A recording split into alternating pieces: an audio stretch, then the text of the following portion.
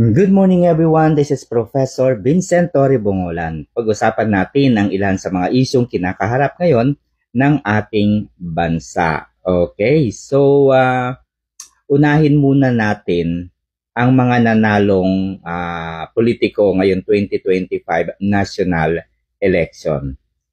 Okay, so kung hindi ka believe sa mga Duterte o kung ikaw ay anti-Duterte, huwag mo nang panoorin ang video na ito. Sapagkat alam naman natin kapag anti-Duterte ka, unang characteristics na meron ka ay pikon. Pangalawa, traidor. Okay? Pangatlo, namimersonal. Ayan, so may mga ganyan kasing mga anti-Duterte. Yung titignan yung profile mo, tapos i-check nila, tapos gaganito, sasabihin nila sa iyo, ay pilay, ay bakla, ay kung ano-ano, di ba? Ganun kasi yung mga anti-Duterte. So, hindi nila kayang mag-focus doon sa issue na pinag-uusapan. Okay? So, gaya nga po ng aking naipahayag at nasabi na doon sa nakaraang video ko, na ang impeachment complaint na i-file against the Vice President Sara Duterte will no longer prosper. Hindi na po nila ito ipapursue. So sino po ba ang nagpasimuno ng impeachment complaint na ito? Ito po ay sa pamumuno ni House Speaker Martin Romualdez. Ibig sabihin mga kaalyado, mga naniniwala at mga nagpapauto kay House Speaker Martin Romualdez ang dahilan kung bakit nasampahan ng impeachment complaint si Vice President Sara Duterte. Kaya nga po binuo ang Quadcom, binuo ang Tricom para gipitin, idiin ang mga Duterte. So dahil sa nakaraang eleksyon, no, lahat po ng mga tao na talaga namang nagtulong-tulong para kundinahin ang mga Duterte, si Pam Zamora ng 2nd District of Taguig na nagpaliwanag, no? Ginastify po niya na yung blank daw sa 2025 bicameral report ay parang schoolwork activities lamang, no? 'Di ba? Na kapag nasa teacher na daw yung activity, eh wala na raw mga blanco, kompleto na daw. 'Di ba? Napakatalino ng butanding na 'yon. 'Di ba? So, sino pa ba yung mga nawala? Ayan, si Arlene Brosas. Yes or no? Ayan, yung tanong niya kay Mr. President. You are not an investigator. Sabi nga po ni dating Pangulong Duterte. Si Franz Castro, Raul Manuel, Benny Abante. Ayan, so sino pa ba? Hindi na rin po tumakbo si Paduano kasi alam na niyang talo siya. Sino pa ba? Dan Fernandez.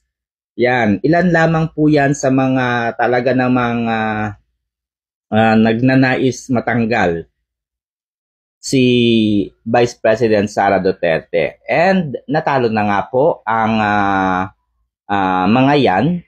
So, base sa ating constitution, one impeachment complaint ay dapat ma-file at masampahan sa maisampa sa isang tao sa loob ng isang taon. So dahil ano na po yan, expired na po yung impeachment na yan, honestly, base sa ating constitution, hindi na maaaring sampahan si VP Sara. Ngayon, sino nga po ang susunod na magsasampa? Ang sabi ko, hindi na yan ipupush ni House Speaker Martin Romualdez. So, kalimutan na niya yan kasi wala na siyang kaalyado na talo na. So ito nga, nakikita natin na tumaas, bumalik ang bilang ng mga dilawan. Okay? So sila yung mayroong posibilidad na magsampa ng impeachment complaint. Okay?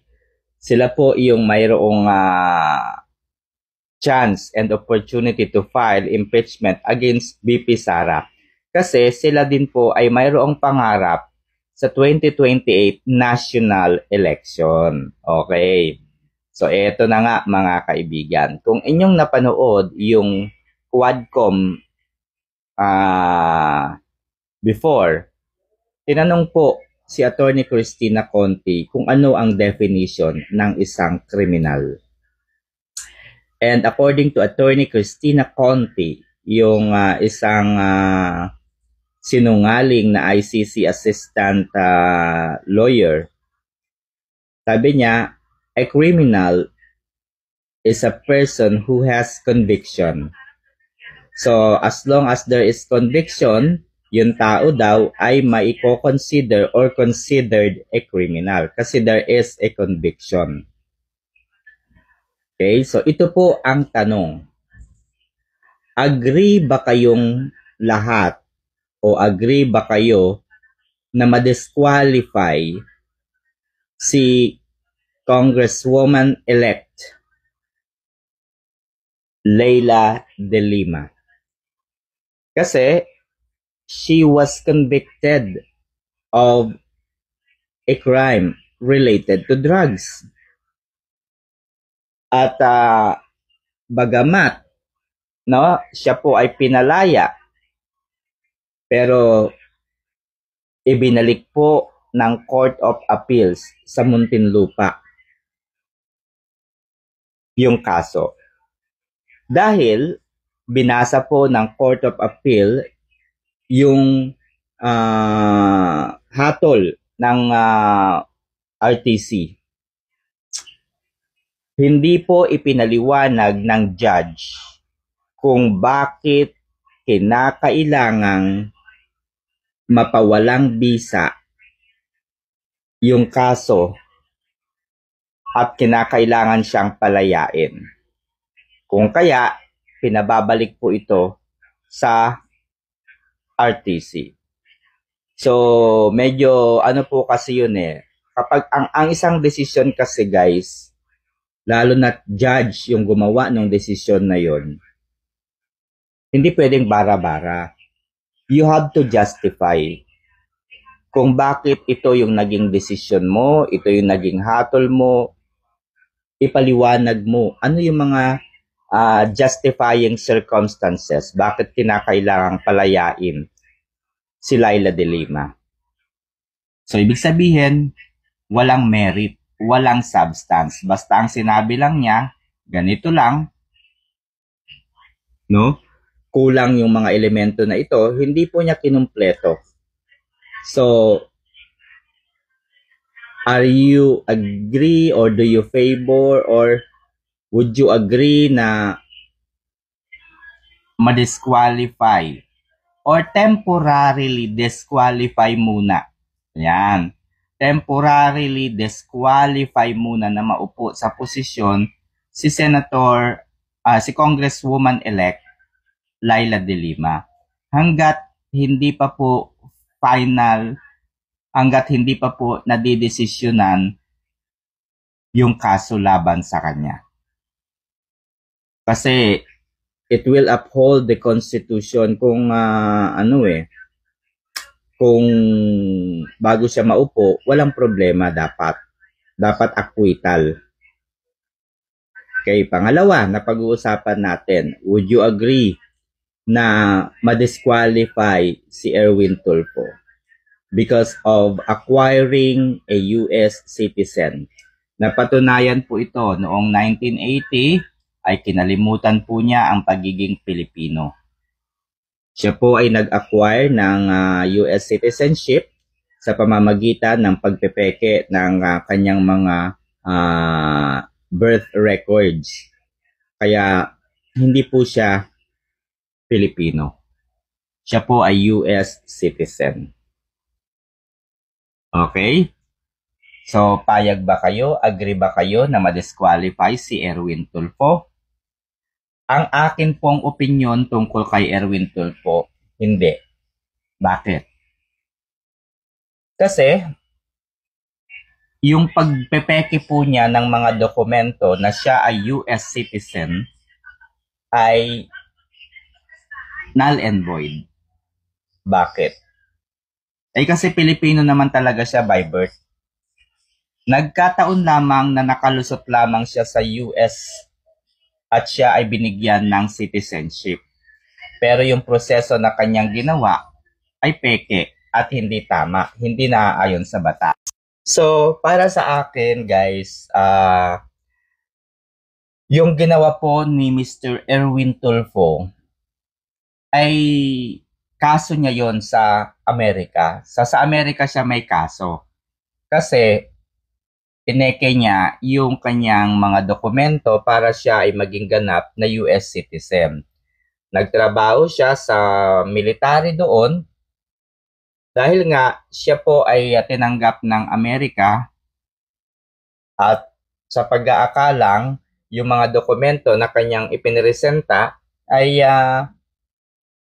mga legal na dokumento, mga valid documents. So, ngayon, nang siya po ay tumakbo dito sa Pilipinas, sa DSWD, ay hinarang po yung kanyang pagtakbo. Hinarang po yung kanyang appointment dahil siya ay US citizen. Siguro, ang opinion ko, no, hindi ko siya kinakampihan. Hindi ko siya kinakampihan. Pero sa aking palagay, pwede po siyang umupo sa Senado. Dahil, nung kinuha po niya yung pagiging US citizen, ang ginamit po niyang mga dokumento ay mga peke. No? Nameke siya ng mga dokumento para ma-acquire niya yung citizenship na yun. So dahil peke yung kanyang mga dokumentong ipinresenta, that is null and void. Para sa akin, null and void. So he is still considered a Filipino. Diba? He is still considered a Filipino. Parang ganito lang yan eh. Nag-asawa ka, and then kinasal kayo, naghiwalay kayo after 10 years. Nag-asawa ka uli, and then nagpakasal kayo uli ng bago mong partner. So dahil kasal ka pa sa unang partner mo, wala naman kayong legal na basihan na kayo ay hiwalay na o pinanghahawakang dokumento na kayo ay hiwalay na sa mata ng batas, yung pangalawang marriage mo ay null and void. Hindi yon tanggap sa mata ng batas. So, ganun din po yung aking paniniwala. Ganun din po yung aking opinion. Kaugnay po doon sa pag-acquire ni Erwin Tulfo ng mga dokumento. Siya po ay isinilang sa Tacloban, Leyte. Ngayon, nag-acquire po siya ng US citizenship, natuklasan sa Amerika, kinasuhan siya, kaya umuwi siya dito sa Pilipinas sa kanyang orihinal na pangalang Erwin Tulfo. So, ang sinasabi po kasi ng kanyang mga kalaban, US citizen daw siya. No? So, sa akin palagay, hindi po siya maiko-considered na US citizen kasi peke nga po yung mga dokumento na kanyang ginamit, na kanyang ipinresenta sa Amerika. And dahil peke, that is also null and void. So, considered pa rin po siyang Pilipino. Ngayon, kung siya ay mayroong kaso sa Amerika at siya ay convicted of a crime, ibang usapan naman na po yun. That is another case. So, doon pumapasok yung katulad po ni Congresswoman-elect Laila De Lima. Payag ba kayo na maupo sa gobyerno ang mga convicted.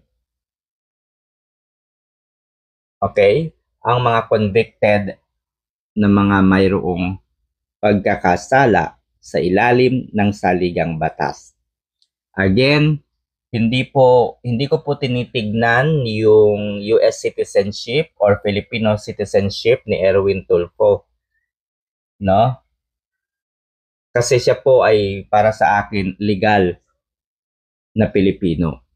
Ang tinitignan ko po dito ay yung kanyang ginawang pamimeke ng mga dokumento. Ayun po yung mga kaso na maaaring isampa at gamitin laban sa kanya. Okay? So, kung kayo po ay nag-agree sa aking paliwanag o naintindihan po ninyo ang aking paliwanag, don't forget to like, subscribe, and share this video. Dahil para sa akin, panahon na po para ibalik natin yung laws and order. Kung ano po yung nakasulat sa ating konstitusyon, nakasulat sa ating saligang batas, yun po dapat ang masusunod.